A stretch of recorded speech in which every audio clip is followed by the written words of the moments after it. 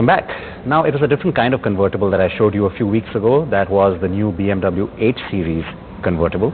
And at the time, I had hinted that India won't be getting that car, but we will still get the 8 Series family in the form of the 4-door.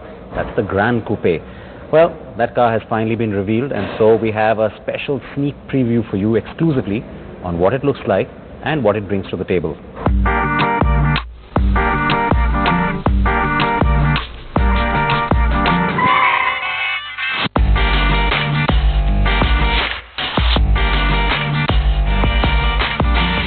We recently brought you that 8 Series convertible review and had told you at the time that India will only get the 4-door Gran Coupe.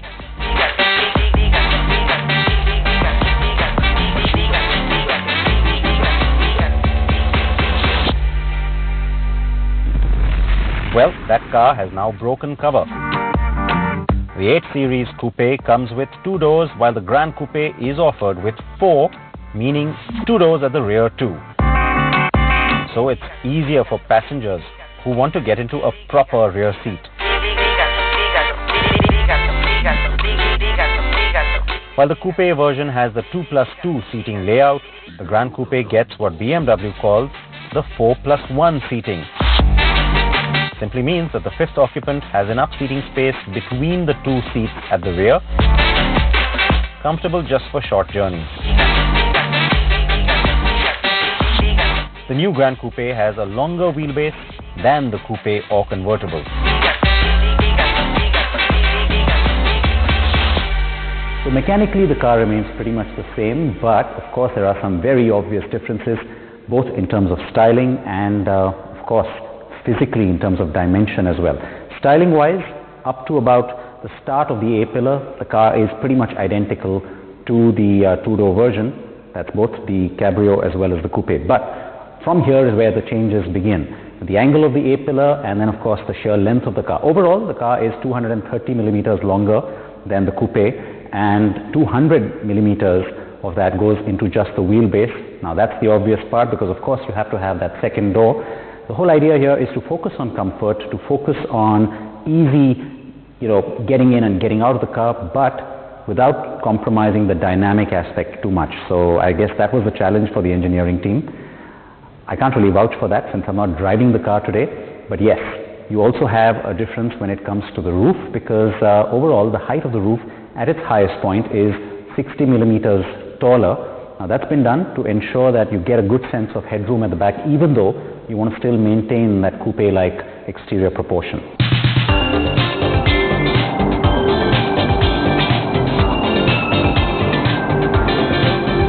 So it is longer and taller, as you heard, but it's also 30 millimeters wider than the coupe and convertible. That liberates more room in the cabin and makes for a longer central console as well. Visually, both the 8 Series Coupe and Gran Coupe are pretty similar, but the former looks more athletic thanks to its shorter wheelbase and a more receding roofline.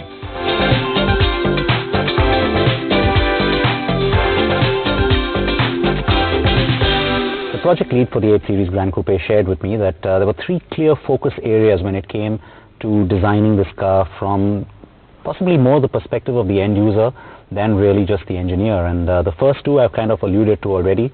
Of course, yes, you had to have more space at the back, and which meant you also had to have a good sense of headroom. So yes, you've got the slightly taller roof. And sitting back here, I can kind of vouch for that right now. You don't feel cooped in, and it does seem fairly generous. So of course, please don't go comparing this with the 7 Series sedan. That's the first. The second is the ease of getting in and out, the egress and ingress, and that's again something I've mentioned. The wide opening of the door and the sense of being able to get in and out quickly because of the way the seat has been designed. Yes, can vouch for that too. Speaking of the seat, it is still a bench, but it's been cleverly done, because the idea here is that, look, it is a car that can seat 4 or 5 people, mostly 4, sometimes 5. I'll explain that. The point there being that, while it does serve that purpose, it's not trying to be a sports sedan. It still wants to be a sports car, which means dynamic driving. And typically what happens to people at the back, you get tossed around. So the bench, as it were, still gets a little bit of extra contouring. So the shape of these 2 seats at the back is almost like an individual sports seat without them being individual seats. That's clever, because not only does it make for comfortable, sporty driving for rear seat passengers, but more importantly, it just makes for comfortable driving. I mean, this is really a nice angle. You feel well cushioned into this seat, and it gives you that little sense of extra luxury as well, because everything seems more individualized. It's not just a typical bench. Of course, it also means you do get the drop-down armrest, and you can also reach into the boot if you so wish, because, well, you can also put in skis if you want to, but let me not digress. You have this little panel here. This part is standard, and that's why 5-seater, well, it's not technically a 5-seater, but for short distances, maybe a smaller child, yes, somebody can sit here, but it's not necessarily what would be recommended, therefore, as a 5-seater. And of course, the whole idea then goes back to the whole idea of who the customer for a car like this would be. So yes, luxury is important, yes, space is important, but again, I go back to the proof of all of that in terms of being dynamic. Can't wait to drive it.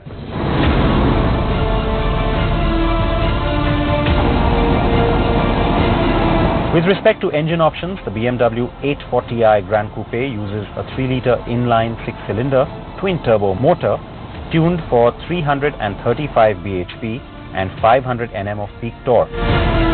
The variant is offered in both rear-wheel and all-wheel drive configurations. The 840d Gran Coupe X-Drive uses a 3-liter inline 6 twin-turbo with 315 bhp and 680 Nm of peak torque. The 8 Series Coupe misses out on the 840i variant but gets the 840d with the same engine specifications as the Coupe.